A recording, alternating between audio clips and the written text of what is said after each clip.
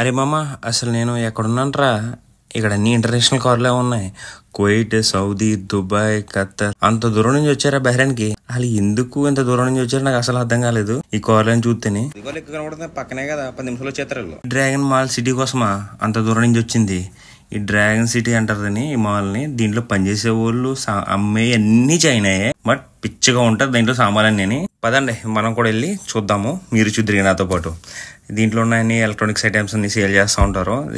ఇంటికి సంబంధించిన హౌస్ లైట్లు కానీ, అండ్ హ్యాంగర్ లైట్స్ అంటారు కదా అవి కానీ, మొబైల్ కి సంబంధించిన ఎలక్ట్రానిక్స్ అండ్ క్లోత్స్ అండ్ చార్జర్లు బీభత్సంగా అన్ని ఇక్కడ దొరుకుతాయి. బట్ బాగా నచ్చినవి ఏంటంటే దీంట్లో లైటింగ్, ఇంటికి సంబంధించిన లైట్స్ ఉంటాయి, గార్డెన్ సంబంధించిన కాలింగ్ బెల్ అన్ని.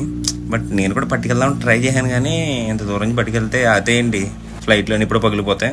చాలా బాగుంటాయి. అయితే దాంతో పాటు ఇక్కడ మా కంపెనీలో 4 మ్యాన్ ఉంటారు.